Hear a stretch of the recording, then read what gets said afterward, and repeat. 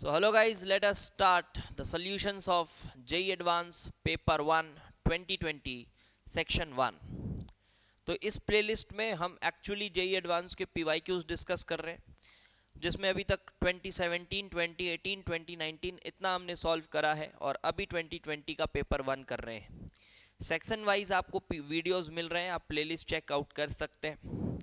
और अगर आप नए हैं तो और 2024 एस्पिरेंट अगर आप हैं, जेई 2024 एस्पिरेंट है, तो फिलहाल आपके लिए रियल जेई एडवांस सीरीज जो है हमारी, जिसमें आपको बहुत ही अच्छे क्वालिटी के क्वेश्चंस मिलेंगे, तीनों पोर्शंस ऑफ केमिस्ट्री को कवर करेंगे, फिजिकल, ऑर्गेनिक, इनऑर्गेनिक, और बहुत अच्छे लेवल के सवाल मिलेंगे।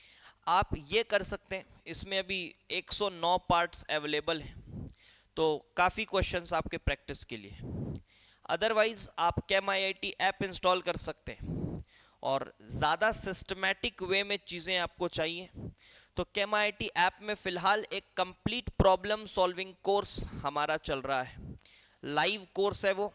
लाइव बोलने का मतलब है अभी वो कंप्लीट नहीं हुआ है, वो चल रहा है और काफ़ी लेक्चर्स उसमें आने बाकी हैं। कंप्लीट प्रॉब्लम सॉल्विंग, जिसमें physical chemistry, organic chemistry, IOC तीनों के 600 प्लस एडवांस प्रॉब्लम्स मैं आपको विथ सॉल्यूशंस प्रोवाइड करूंगा। And PDF will also be available just before और आफ्टर द लेक्चर। आपको उसमें PDF भी मिलेगा। जिन क्वेश्चंस को मैंने लेक्चर में डिस्कस किया है उनका PDF आपको अवेलेबल हो जाएगा, ठीक है। तो 24 एस्पायरेंट्स के लिए ये एक मस्ट डू चीज़ है। और अगर आपने पूरी थ्योरी मेरे से करी हुई है तब तो उसके साथ ही आपको ये चीज़ें मिल जाती हैं। लेकिन अगर आप थ्योरी कहीं और से भी किए हो और अभी आपको क्वेश्चंस की कमी लग रही है और क्वेश्चंस बनाने हैं, लेवल अप करना है, तो आप ये कर सकते हैं। आप बिल्कुल रिग्रेट नहीं होगा, आपको मज़ा आएगा, शानदार तरीके से आपका रैंक बूस्ट होगा अगर आप सिंसियर तैयारी कर रहे हैं एडवांस 24 की। तो 25 वाले बच्चों को, 26 वाले बच्चों को यही कहना चाहूँगा कि आप भी ऐप इंस्टॉल कर सकते हैं और उसमें मेरे जितने प्रॉपर कोर्सेज हैं आप उसके साथ पढ़ाई कर सकते हैं, और वो कोर्सेज मोर देन इनफ हैं आपके JEE एडवांस प्रिपरेशन के लिए। ओके, चलिए तो बात आगे बढ़ाते हैं। पेपर 1 देखा जाए। सर 2020 का पेपर कैसा था? देखो 2020 का पेपर ओवरऑल ठीक पेपर था, 2019 से तो काफ़ी अच्छा था। क्वेश्चंस अच्छे थे। आप अभी देखेंगे जब सॉल्व करते समय, तभी आपको फील हो जाएगा ये कि कैसे क्वेश्चंस थे, क्या थे। हर क्वेश्चन पे एनालिसिस करेंगे अपन। तो ये है फर्स्ट क्वेश्चन। तो ये जो है मैक्सवेल बोल्ट्जमैन डिस्ट्रीब्यूशन का क्वेश्चन है। अब यहाँ पर फ्रैक्शन ऑफ मॉलिक्यूल्स और स्पीड, ये ग्राफ तो इवन NCERT में गिवन है ना, NCERT में फ्रैक्शन ऑफ मॉलिक्यूल्स और स्पीड का ये एक आपको मैंने पढ़ाया भी हुआ। एक बड़ा सा इक्वेशन बनाया था हमने, एक बड़ा सा इक्वेशन बनाया था और मैक्सवेल का इक्वेशन बनाया था और मैथमेटिकली एक प्लॉट बनाया था। बट सर ये थोड़ा सा अलग दिख रहा है। क्या अलग दिख रहा है? सर आपने जो प्लॉट बनाया था उस प्लॉट में, यार या कि मैं बोल लूं जो मैक्सवेल के इक्वेशन से बना था, वो ऐसा सिमेट्रिकल तो नहीं था, वो कुछ इस तरह का प्लॉट था। आप याद करो, ये मैक्सवेल का प्लॉट कुछ इस तरह का था, ये मैक्सवेल का प्लॉट था, ठीक है। बट ये जो प्लॉट है ये इससे अलग है। पूछा क्या है? पूछा है UMPS is to U average is to U RMS। ये इवन स्कूल लेवल पे इसका रेशियो रटाया जाता है। आपने देखा होगा स्कूल लेवल पे, मेंस लेवल पे, नीट लेवल पे इसका रेशियो रटाया जाता है। रेशियो याद रखो, रेशियो याद रखो। लेकिन आप मेरे लेक्चर्स जाके चेक करो, आइडियल गैसेस यूट्यूब पर ही हैं। मैंने आपको कभी भी नहीं बोला इसका रेशियो याद रखना है, ये सब करना है। ये दो कौड़ी की बातें आपको मैंने कभी नहीं कही, ठीक है, क्योंकि रखना भी नहीं है, नहीं आता एडवांस में, ये सब काम नहीं आता। एडवांस में उसके पीछे जो कॉन्सेप्ट यूज हो रहा है वो काम आता है, और यहाँ भी वही काम आया है। तो हमने बहुत अच्छे से समझा था कि ये कैसे बना, क्यों बना, MPS कैसे देखते हैं, U एवरेज कैसे देखते हैं, RMS कैसे देखते हैं, मैथमेटिकली उसका फॉर्मूला कैसे आता है, √3 RT/m कैसे आता है। ये सब कुछ हमने प्रॉपर समझा था। ये नहीं बोल दिया था कि एक्सपेरिमेंट से आता है। एक्सपेरिमेंट से नहीं आता, वो मैथमेटिकली आता है। कैसे आता है हमने अच्छे से समझा था। अगर वो थ्योरी का पोर्शन अच्छे से समझे होगे तब भी ये सवाल अच्छे से बनेगा, अदरवाइज आप भी वही करके आओगे, ये जो रटी रटाई रेशियोज हैं उसको मारोगे और भरपूर नेगेटिव का आनंद लोगे आप, और कुछ नहीं। अब देखो ये जो ग्राफ है सिमेट्रिकल है। सिमेट्रिकल होने से क्या समझ आता है? सिमेट्रिकल होने से समझ में ये आता है कि भाई जितने फ्रैक्शन ऑफ मॉलिक्यूल्स, अब अगर सिमेट्रिकल है ग्राफ तो एवरेज स्पीड क्या होगी? ये बीच वाली स्पीड एवरेज स्पीड होगी, इसमें कोई बड़ी बात तो है नहीं। जितने परसेंटेज मॉलिक्यूल्स इसके इस साइड है उतने ही परसेंटेज मॉलिक्यूल्स इसके इस साइड है। इसका मतलब ये है कि जो एवरेज स्पीड है वो बीच वाली स्पीड है, एग्जैक्टली जो बीच वाली स्पीड है वो एवरेज स्पीड है। ठीक है सर, ये बात थोड़ी डाइजेस्ट हो गई हमको। ये आपकी एवरेज स्पीड है। मजे की बात ये है, एम्पियर्स देखिए, most probable speed. Most probable speed का मतलब आपको पता है, the speed with which maximum percentage और maximum fraction of molecules are travelling with, उसको कहते हैं एम्पियर्स। तो एम्पियर्स वाली स्पीड भी यही है और एवरेज भी यही है। क्या बात है? इसका मतलब यू एम्पियर्स और यू एवरेज, ये तो 1:1 हो गया, ये तो 1:1 हो गया। अच्छा, तो ये तो गलत है, फिर ये भी गलत है। दो ऑप्शंस बच रहे हैं, तीनों बराबर या फिर आरएमएस थोड़ा ज्यादा। आप नॉर्मली देखते होगे आरएमएस थोड़ा ज्यादा होता है, उस हिसाब से आप तुक्का लगा सकते हो कि सर आरएमएस ज्यादा होगा, बट थोड़ा प्रॉपर उसका प्रोसीजर है वो समझ लीजिए, थोड़ा प्रोसीजर समझ लीजिए। देखिए, कोई भी एक फ्रैक्शन को कंसिडर करो, ठीक है, मैं आपको उसका थोड़ा प्रॉपर प्रोसीजर समझाता हूँ। आरएमएस को यहाँ कैसे कंपेयर किया जा सकता है, आसान तरीका है। आपको भी बन जाएगा, कुछ नई बात नहीं है इसमें। देखिए, आप कोई भी फ्रैक्शन ऑफ मॉलिक्यूल इस तरह से एक फ्रैक्शन को पकड़ो और उसका चेक करो कि उसका आरएमएस उसका एमपीएस में क्या रिलेशन है, कौन बड़ा है। इस तरह से एग्जैक्ट नंबर ला पाना तो पॉसिबल नहीं लगता मुझे, बट ये पता चल जाएगा कि ये उससे बड़ा होगा या बराबर होगा, ये पता लग सकता है। तो एक काम किया जाए, ये फ्रैक्शन ऑफ मॉलिक्यूल्स मैंने लिया, आप ये समझिए, ये कुछ सेट ऑफ मॉलिक्यूल्स हैं, ये कुछ सेट ऑफ मॉलिक्यूल्स हैं, एंड ये तुम्हारी यूएमपीएस है, बीच वाली लाइन। थोड़ा मैं सीधा बना देता हूं, ये बीच वाली लाइन तुम्हारी यूएमपीएस है, इसको आप U लिख सकते हैं, यू एमपीएस, यू एवरेज एक ही बात है। और ये वाले जो फ्रैक्शन ऑफ मॉलिक्यूल्स आपने लिए हैं, इस स्पीड के मॉलिक्यूल्स, इस स्पीड के मॉलिक्यूल्स, इस स्पीड को आप क्या बोल सकते हैं? इसको आप कह सकते हैं, let us call it U plus x, ये स्पीड हुआ इसका। U मतलब ये U एमपीएस को मैं U लिख रहा हूं, this is U plus x. और ये वाली जो स्पीड हुई इस स्पीड के साथ, तो इस स्पीड को मैं कह रहा हूं, मैं इस स्पीड को कह रहा हूं U माइनस एक्स, ऐसा बोल सकता हूं, ऐसा बोल सकता हूं। और मैंने ये दो फ्रैक्शन ऑफ मॉलिक्यूल्स लिए हैं, ये दो मैंने मॉलिक्यूल्स इस तरह से लिए हैं, दो फ्रैक्शंस, ठीक है, कंसिडर मैं इनको कर रहा हूं, एक इस स्पीड वाले और इस स्पीड वाले, दोनों के number of fractions of molecule same है बट स्पीड अलग अलग है। बात समझ में आती है? तो यूआरएमएस का डेफिनेशन क्या होता है? रूट मीन स्क्वायर, मतलब U1 square plus U2 square, root mean square, square करके रूट निकाल के, रूट स्क्वायर करके मीन निकाल के रूट करना, that is root mean square. तो आप यहां बहुत आराम से ये देख सकते हैं कि अगर आपने ये फ्रैक्शन ऑफ मॉलिक्यूल्स को कंसिडर किया है with speed U plus x and U minus x, what will be its URMS? Check it, its URMS will be under root of U1, U1 क्या है बेटा? U प्लस एक्स का square, U plus x का square, U square plus x square plus 2UX plus ये, तो U minus x का square क्या आएगा? U square plus x square minus 2UX bye 2, ऐसा कुछ आएगा। और आप यहां पर बिल्कुल क्लियर कट देख सकते हो ये कैंसिल हो रहा है, और URMS किसके बराबर आ रहा है? URMS आ रहा है under root of 2 times of u square plus x square, 2 times of u square plus x square by 2, यही है ना, बाय 2, ये 2 2 कैंसिल हुआ तो ये आ रहा है under root of u square plus x square. Now it is quite obvious कि ये जो टर्म है ये u RMS से तो बड़ी ही है, सॉरी u MPS से तो बड़ी ही है, क्योंकि अरे यार u MPS को ही मैंने u माना है ना, तो u का स्क्वायर प्लस x का स्क्वायर, तो ये टर्म u MPS यानी कि u से तो बड़ा ही है ना, ये टर्म u से तो बड़ा ही होगा फॉर श्योर, u से तो बड़ा ही होगा। इसका मतलब URMS जो है, जो URMS है वो 1 तो नहीं है और ये तो हो नहीं सकता, तो 1 से बड़ा है ये बताया जा सकता है, बट ये वैल्यू तो निकाल पाना संभव नहीं लगता, यहाँ पर ये वैल्यू एग्जैक्ट निकाल पाना संभव नहीं लगता।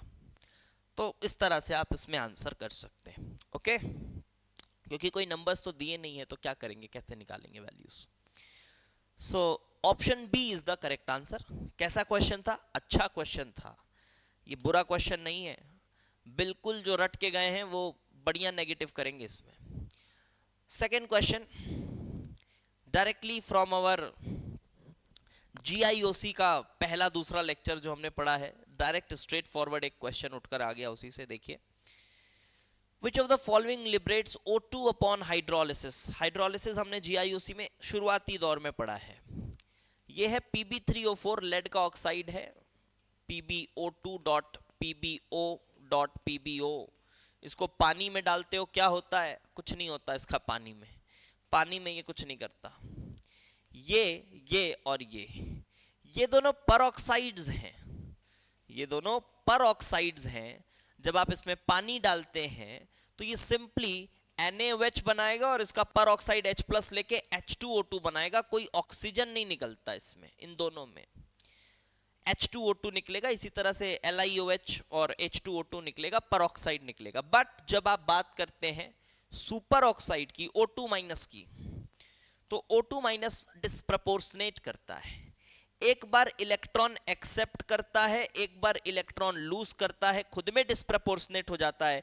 तो जब इलेक्ट्रॉन लूज करता है तो O2 बनाता है, इलेक्ट्रॉन लेता है तो O2 2 माइनस बनाता है।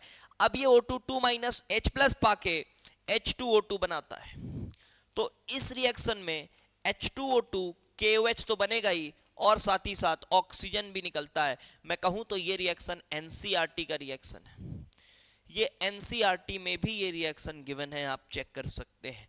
बट इसका लॉजिक इस तरह से आपको पढ़ना होता है और बिल्कुल straightforward question. Correct answer is option B. आगे बढ़ा जाए to the next question. Again inorganic reactions वाला पोर्शन है, क्वालिटेटिव वाला पोर्शन है, जो पोर्शन मुझे पर्सनली काफ़ी अपील करता है, अच्छा लगता है इस पोर्शन के सवालों को देख के, क्योंकि सबके बस का ये पोर्शन होता नहीं है। और जो अच्छे बच्चे हैं जिन्होंने मेहनत करी है, उनको मेहनत का फल मिलता है जब ऐसे सवाल आते हैं तो, ठीक है। नहीं तो अगर पेपर बहुत आसान आ जाता है ना, तो फिर बेचारे जो अच्छे बच्चे जो सच में मेहनत करके गए हैं 2 साल, वो नॉर्मलाइज हो जाती है चीज़ें, काफ़ी नॉर्मलाइज हो जाती हैं। एक मीडियोकर बच्चा भी फिर वो सवालों को अच्छे से लगा लेता है, बन जाते हैं उससे। तो जो बच्चा अच्छे से पढ़ के गया है उसको थोड़ा तो मिलना चाहिए कुछ ना बेनिफिट। तो जो थोड़े टफ क्वेश्चंस आते हैं, या बहुत टफ तो नहीं आते, बट फिर भी जो क्वेश्चंस थोड़े अबव एवरेज होते हैं, वो उन बच्चों के लिए बोल सकते हैं आप कि एक इंसाफ करते हैं उनके साथ। देखो, a colorless aqueous solution contains nitrates of 2 metals X and Y। अच्छा, तो X और Y मेटल्स हैं और एक सॉल्यूशन है जिसमें इन 2 मेटल के नाइट्रेट्स हैं। नाइट्रेट्स हैं मतलब सॉल्यूबल कैटायंस आपके पास होंगे, क्योंकि नाइट्रेट्स जनरली सॉल्यूबल माने जाते हैं, सॉल्यूबल कैटायंस हैं। When it was added to an aqueous solution of NaCl, a white precipitate was formed। अच्छा, मतलब वो जो X और Y हैं, जब इनको डाला गया, ऑल्दो ये कैटाइनिक फॉर्म में होंगे, है ना, ये कुछ चार्ज होगा इनमें, कैटाइनिक फॉर्म में होंगे ये, क्योंकि इनके कैटायंस को डाला गया है, तो क्लोराइड पाने से कुछ पीपीटी बन रहा है। अब यहाँ सिल्वर विल्वर देखकर लगता है कि हाँ AgCl बनता होगा, बट लेड भी तो हो सकता है, PbCl2 भी तो वाइट प्रेसिपिटेट है ना। तो क्वेश्चन आगे पढ़ना पड़ेगा। This precipitate was found to be partially soluble in hot water to give a residue P and a solution Q। क्या बात है, क्या बात है। यहां से भी कुछ बहुत अच्छे से समझ नहीं आ रहा, बट हाँ ये समझ आ रहा है कि एक सफेद कलर का प्रेसिपिटेट बना है। थोड़ा प्रैक्टिकली सोचिएगा, एक सफेद प्रेसिपिटेट बना है और जब उसमें हम उसको गर्म कर रहे हैं तो थोड़ा थोड़ा डिसॉल्व हो जा रहा है। अब ये थोड़ा थोड़ा डिसॉल्व होने के पीछे क्या लॉजिक है भाई? या तो पूरा डिसॉल्व होगा गर्म पानी में, या तो फिर नहीं होगा। और गर्म पानी में कौन डिसॉल्व हो जाता था, याद आ रहा है कुछ? जी हाँ, लेड के हैलाइड्स हो जाते थे, like lead chloride, lead bromide, lead iodide, ये लोग हो जाते थे, गर्म पानी में घुल जाते थे। सिल्वर का भी एक सॉल्ट था, वो था सिल्वर एसिटेट। ठीक है, ये बहुत जोर दे के पढ़ाया है मैंने इस चीज को, तो जो भी बच्चे मेरे से पढ़े होंगे उनको ये बात तो एकदम जहन में बैठी होगी। तो सिल्वर एसिटेट भी है जो घुल जाता है, लेकिन यहाँ सिल्वर का एसिटेट तो है नहीं क्योंकि क्लोराइड दिया हुआ है। तो मुझे ये लगता है कि जब क्लोराइड हमने डाला होगा, जैसे मैंने देखा ये कि हॉट वाटर में घुल रहा है, तो कहीं ना कहीं मुझे लेड तो लगेगा ही, यहां पर लेड तो होगा ही होगा, क्योंकि लेड का ही क्लोराइड है जो गर्म पानी में घुल गया होगा। लेकिन सर पार्शियली सॉल्युबल बोला है, तो उसके साथ मुझे लगता है दोनों का प्रेसिपिटेट बन गया होगा और दोनों व्हाइट प्रेसिपिटेट बनाए होंगे। लेकिन गर्म करने पे उन दो प्रेसिपिटेट्स में से, जो कि आपको एक ही दिख रहे हैं क्योंकि व्हाइट हैं दोनों, उसमें से कोई एक ही डिसॉल्व हो रहा है, तो इसलिए हमको लग रहा है पार्शियली सॉल्युबल हुआ है। इसलिए हमको लग रहा है पार्शियली सॉल्युबल हुआ है। अच्छा फ्रेम किया क्वेश्चन। अब देखो क्या बोल रहा है, रेसिड्यू P बना रहा है और सॉल्यूशन Q बना रहा है। Residue P was soluble in aqueous ammonia and also in excess sodium thiosulfate। ये तो पूरी कहानी अब यहां से समझ आ जाती है। याद होगा आपको, सिल्वर का जो क्लोराइड है वो अमोनिया में भी घुल जाता है, forming a complex AgNH3 whole twice, plus sodium thiosulphate में भी घुल जाता है, forming a complex AgS2O3 whole twice minus. तो वहां पर भी वो कॉम्प्लेक्सेशन करता है, वहां भी कॉम्प्लेक्सेशन करता है। इस तरह से सिल्वर का जो क्लोराइड है, सिल्वर का क्लोराइड आपको पता होगा अमोनिया के साथ कॉम्प्लेक्सेट कर लेता है, AgNH3 whole twice plus soluble हो जाता है। इसी तरह से थायोसल्फेट, थायोसल्फेट के साथ भी कॉम्प्लेक्सेशन कर लेता है, HgO2O होल ट्वाइस -3। इस तरह से यहां भी कॉम्प्लेक्सेशन हो जाती है। तो इस तरह से ये कॉम्प्लेक्स बनाकर सॉल्युबल हो जाता है। तो भाई ये है तो सिल्वर क्लोराइड ही। और अब कहानी पूरी तरीके से समझ आ गई। अरे आगे तो और क्लियर कर दिया है। लो, अगर आपको हॉट वाटर के बारे में नहीं पता है तो ये तो पता ही होगा कि hot solution Q give yellow precipitate with Ki। और कितना बताए वो, हॉट सॉल्यूशन में कौन से आयंस हैं? लेड के आयंस हैं। लेड क्लोराइड बना था, गर्म किए, लेड क्लोराइड घुल गया, लेड क्लोराइड घुल गया, फिर उसको फिल्टर किए तो जो घुली हुई चीज थी वो Q हो गई, Q हो गई, सॉल्यूशन Q। तो Q में कौन है? Q में है तुम्हारे लेड के आयंस और क्लोराइड के आयंस। और जैसे ही इसमें आपने पोटेशियम आयोडाइड डाला, एकदम क्लास 10th के लेवल का प्रेसिपिटेट है ये, PbI2 येलो प्रेसिपिटेट, बच्चा बच्चा जानता है। तो अगर हॉट वाटर में कंफ्यूजन था तो इन्होंने एक और हिंट यहां पर आगे दी हुई थी कि चलो इससे तो बन ही जाएगा।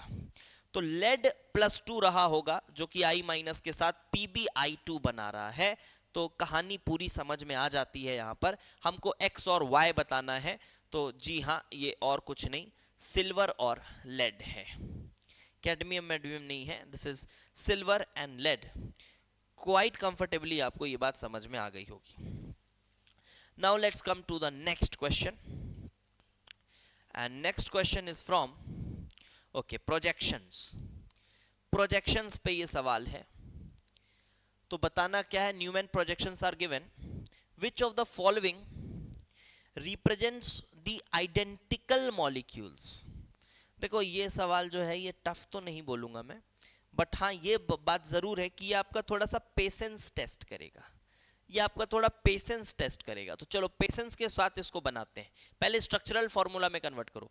सामने का कार्बन पीछे का कार्बन, सामने का कार्बन ये पीछे का कार्बन ये, करो ये ऐसा। सामने के कार्बन पे एक मिथाइल दो मिथाइल, एक मिथाइल दो मिथाइल एक इथाइल, ये लगा। पीछे के कार्बन पे ध्यान से देखो, एक OH, एक मिथाइल एक मिथाइल, एक मिथाइल एक मिथाइल, ये बन गया तुम्हारा P। Q बनाओ।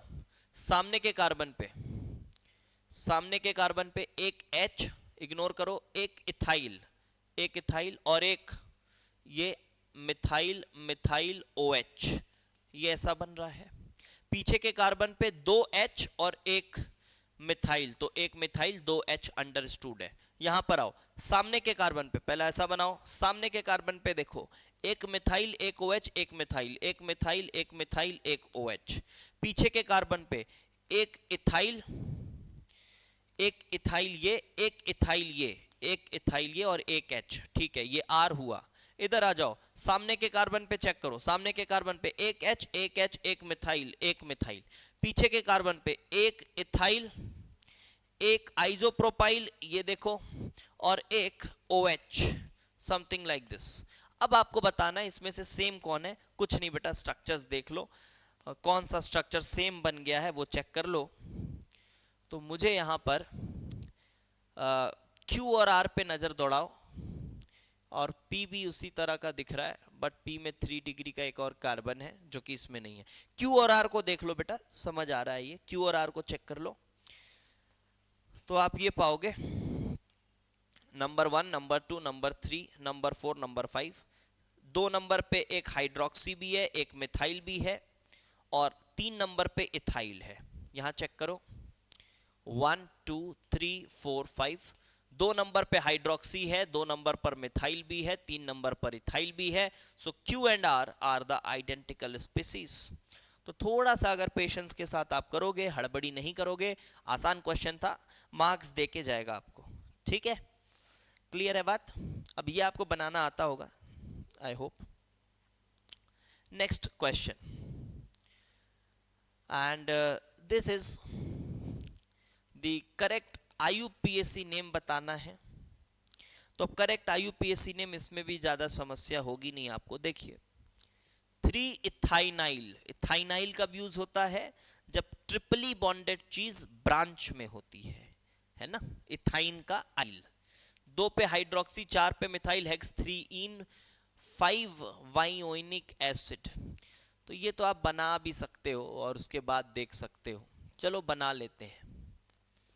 तो पेरेंट कितना बोल रहा है ये? हेक्स, तो 6 कार्बन बनाता हूं, 1 2 3 4 5 6, ये 6 कार्बन मैंने बना दिए, 3 4 5 6। अब ओइक एसिड है एक तरफ, तो चलो कार्बोक्सिलिक एसिड बना देता हूं मैं एक तरफ। देन 3 पे ईन है, 1 2 3, 3 पे ईन है।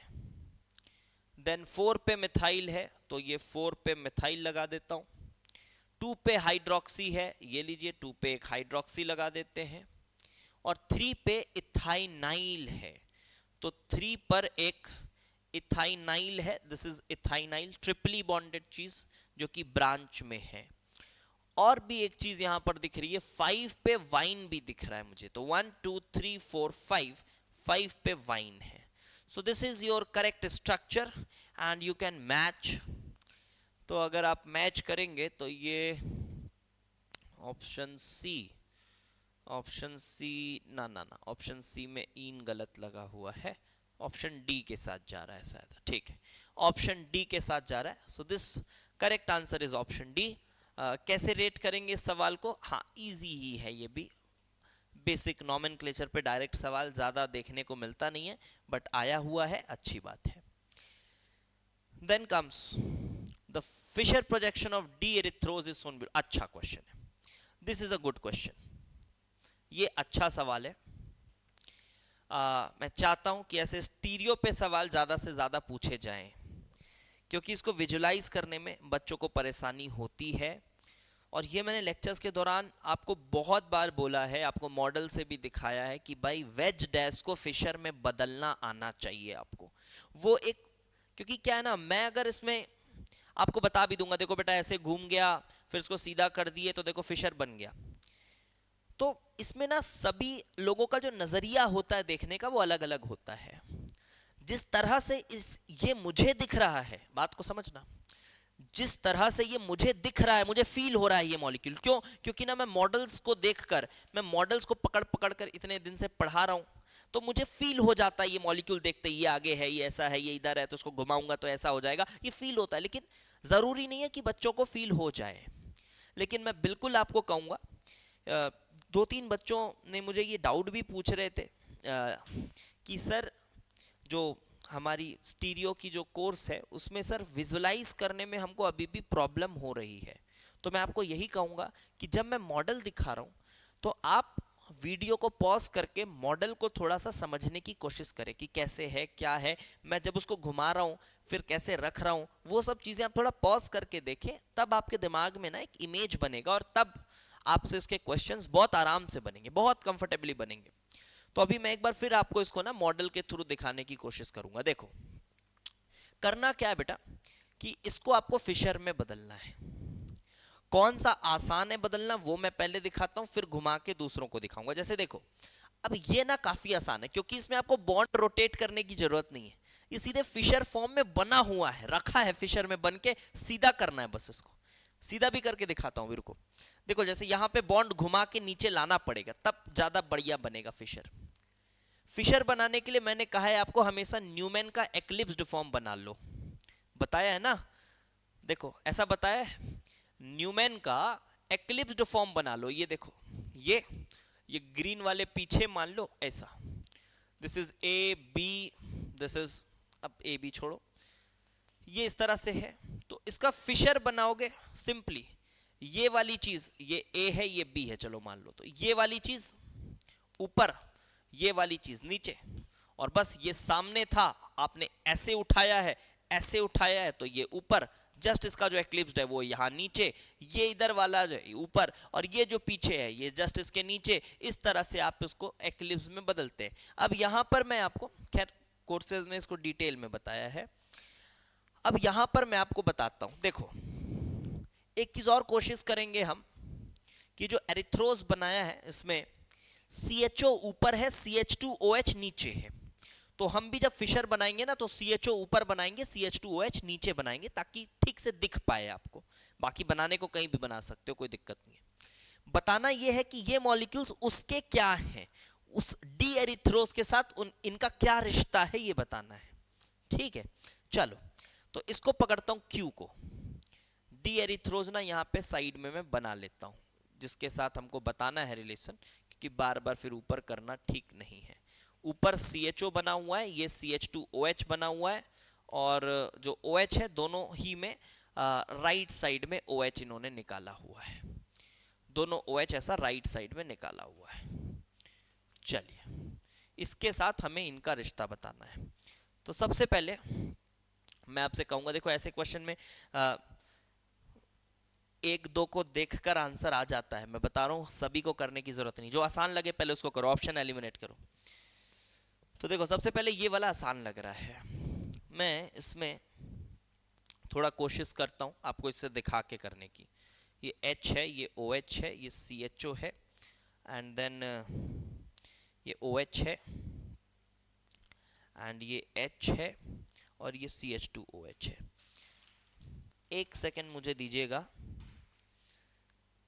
Okay, look, so this is your Q molecule, थोड़ा फील करिए, देखिए ये H सामने की तरफ निकला हुआ है, मैं इधर दिखाता हूं, ये H देखिए सामने की तरफ निकला हुआ है, ये H है, ये H, और ये जो OH है, ये ग्रीन वाले को OH बोल रहे हैं और इसको CHO बोल रहा हूं, ठीक है, ये CHO बोल रहा हूं।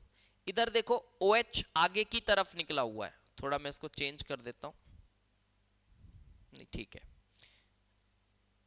ये हो गया तुम्हारा OH आगे की तरफ दिख रहा है, ये वेज डैश, ये OH आगे की तरफ, ये H अंदर, और ये CH2OH और ये CHO दोनों ऊपर वाली प्लेन पे हैं। फिशर बनाने के लिए सिंस मैं चाहता हूं CHO को ऊपर रखना, तो मैं कुछ नहीं करूंगा बेटा, इसी मॉलिक्यूल को पकड़ के ऐसे कर दूंगा, ये फिशर है। ये देखो, ये मॉलिक्यूल अभी थोड़ा इमेजिन करो, ये ऐसा है, इसको पकड़ के मैं बस ऐसा कर दूंगा, ये फिशर है, ये फिशर हो गया।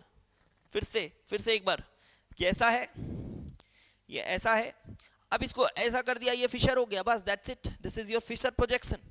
तो अब आप इमेजिन करो इस मॉलिक्यूल के साथ, अब इस मॉलिक्यूल के साथ इमेजिन करो जब इसका फिशर बनाओगे, क्या आपको समझ आ रही है बात? ये ऐसा बनेगा, देखो ये कुछ यूं था CHO ऐसा, तो जब आपने इसको पकड़ के ऐसा किया है तो ये देखो CHO तुम्हारा ऊपर, ये रेड वाला CHO और ये CH2OH, so this is your CHO and this is your CH2OH, this is your CH2OH।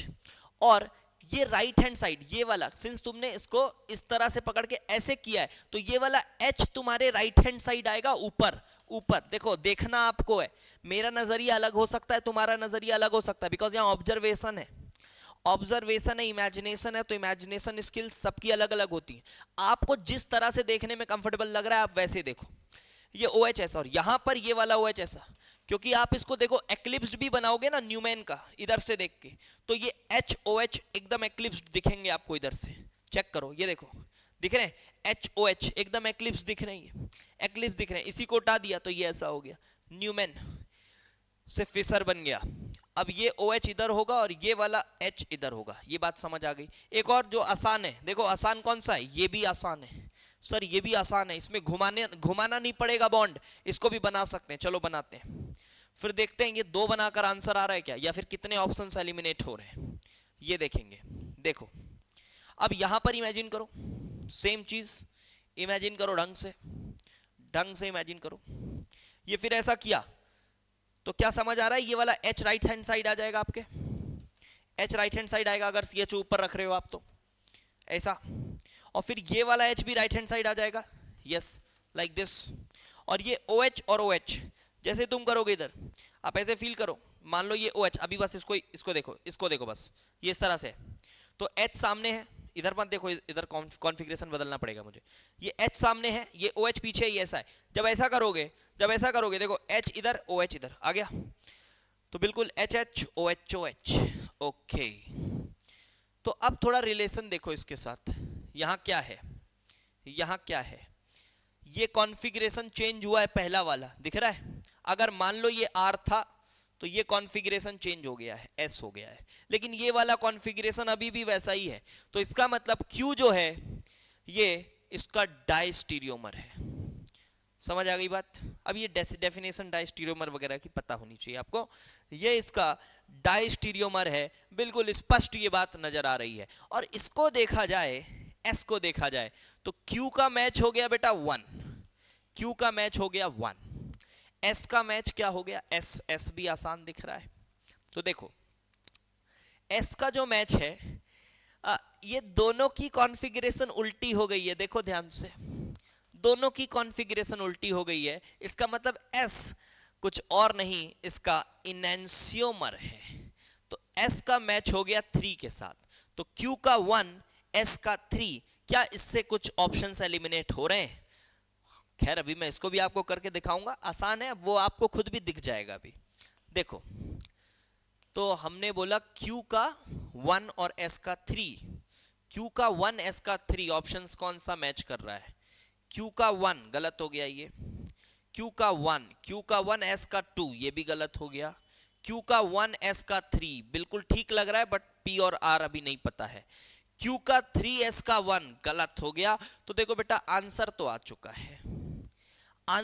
चुका है, ऑप्शन C आपका आंसर है, आंसर आ चुका है, बट अब हमें उनको भी देखना पड़ेगा, ठीक है, अब हमें उनको भी देखना पड़ेगा। चलो P को देखते हैं, P मैं बता देता हूं, बाकी P Q R S और फिर R आपको समझ में आ जाएगा। P को देखिए, अब आपको ना यहां पर थोड़ा इसको एक्लिप्स्ड करना पड़ेगा, बॉन्ड को थोड़ा घुमाना पड़ेगा। मैं आपको थोड़ा पहले ये मॉलिक्यूल कैसा है मैं मॉडल में दिखाता हूँ, खैर मैं तो अभी तुरंत ऐसा घुमा के बना दूंगा, बट उससे आपको इमेजिन होगा कि नहीं वो मेरे को थोड़ा श्योर नहीं है, तो मैं चाहता हूँ आप इसको एक बार देख ले, इसकी फोटो दिमाग में रख ले, उसके बाद फिर काम हो जाएगा। OH आगे, H पीछे, देखो इसको बदलना पड़ा मुझे कॉन्फ़िगरेशन, ये OH आगे H पीछे CHO ऊपर, इसकी कॉन्फ़िगरेशन सही हो गई। OH आगे H पीछे CHO ऊपर, इधर आऊंगा तो OH H आगे OH, हाँ ये ठीक है, ये ऐसा बना हुआ है, समझ आ रही है बात, ये ऐसा है अभी। अब मुझे एक्लिप्स्ड करना है तो बिल्कुल ध्यान से सोचो बेटा, इसको आप जब ऐसे घुमाओगे, इसको जब आप ऐसे घुमाओगे, ये देखो ऐसे ऐसे ऐसे, ये घुमाया आपने, तो अब देखो ये एक्लिप्स्ड में आए, बात समझ आई? ऐसे करो, अभी देखो ये आगे है, और एक बात और बहुत क्लियरली समझ आ रही है, अगर यहां से भी देखो तो ये 180 डिग्री घुमाने पे सेम चीजें एक्लिप्स्ड हो जाएंगी। देखो 180 डिग्री घुमाओगे तो ये जो पीछे था ये OH, सोचो आप खुद ही सोचो, जब भी ये डैश पीछे रहता है, पीछे ऊपर की तरफ, पीछे ये प्लेन है मान लो बीच वाला, ये प्लेन है, ऊपर की तरफ पीछे से नीचे की तरफ आगे लाने के लिए 180 घुमाना पड़ता है। समझ गए बात? ऊपर, ऊपर मतलब क्या? ऊपर ये वाली प्लेन को देखो, ये वाली प्लेन के ऊपर अगर पीछे है, देखो ये वाली प्लेन के ऊपर और पीछे है, उससे आपको इसी प्लेन के आगे बट नीचे, आगे बट नीचे मतलब ऐसा आगे बट नीचे लाने के लिए 180 डिग्री घुमाना पड़ता है, 180 डिग्री घुमाना पड़ता है, तो ऐसा हो जाता है। देखो ये 180 डिग्री घुमाओ, ये ऐसा 180 डिग्री ये घुमा, तो कहां आ गया? ऊपर पीछे से आगे नीचे आ गया। इस पे फोकस किया होगा आपने, तो बस यही आपको करना है।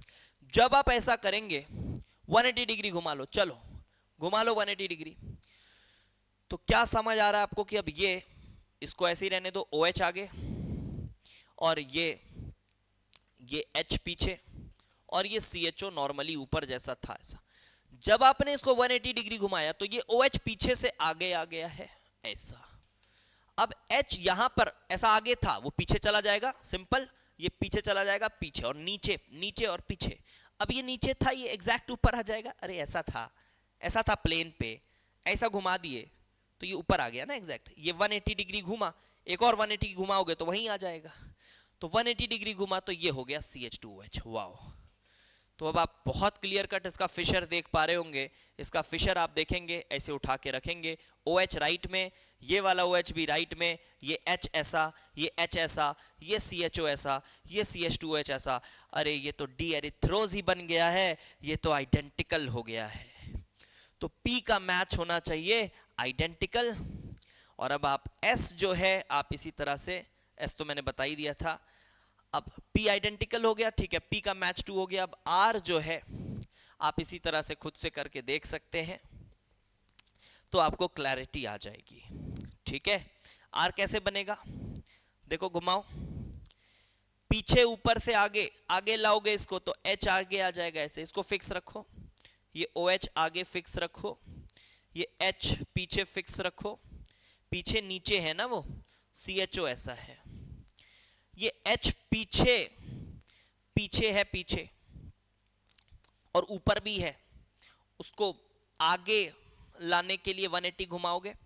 ये ऐसा है तो इसको पीछे ले जाने के लिए 180 घुमाओगे तो ये OH हो गया, ये OH हो गया ऐसा, ये OH पीछे चला गया नीचे, ये आगे आ गया, H ऐसा हो गया और ये CH2OH ऐसा हो गया। फिशर बना डालो, क्या दिख रहा है इसका फिशर? ऐसा। OH आ जाएगा right hand side, OH right hand side, ये H भी एक्लिप्स्ड है उसके राइट हैंड साइड, H इधर है और OH ऐसा है, CHO है, CH2OH है। क्या फर्क समझ में आ रहा है इसमें? ये क्या है? डी एरिथ्रोज में दोनों ही राइट हैंड साइड OH आपको दिख रहे थे, और यहां पर आप देखेंगे तो ये राइट हैंड साइड है, ये ऐसा है, मतलब ये भी डायस्टीरियोमर है। तो R का मैच भी होना चाहिए 1 और P का मैच होना चाहिए 2। हमने आंसर किया था ऑप्शन C, तो ऑप्शन C में क्या वो वैसा ही है? जी हाँ, R का मैच 1, P का मैच 2, सो ऑप्शन C हमारा आंसर है। ठीक है, आई होप मज़ा आया होगा आपको। देखो अगर आप ये पहली बार ये चीज़ें देख रहे हो यहाँ पे तो आपको समझ नहीं आएंगी बातें, लेकिन आपने अगर एक बार पढ़ा है और थोड़ा कन्फ्यूजन रहा होगा आपको, तो वो कन्फ्यूजन ज़रूर दूर हो गया होगा इसमें। और अगर आपको पहली बार पढ़ना है तो बिल्कुल मेरे ऑर्गेनिक कोर्स में आप आ जाइए, वहाँ आपको बहुत ही शानदार तरीके से ये सभी चीज़ों को बहुत डिटेल में 2 लेक्चर 3 लेक्चर 4 लेक्चर आराम से 1-1 घंटे के लेक्चर में मस्त तरीके से पढ़ाया गया है।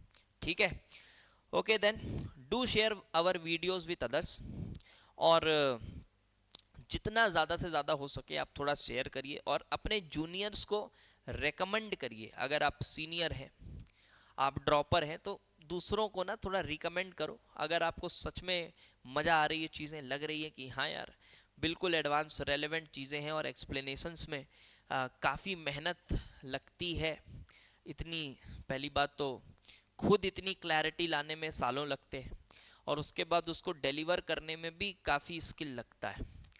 तो उस हिसाब से आप शेयर करेंगे तो मुझे भी अच्छा लगेगा।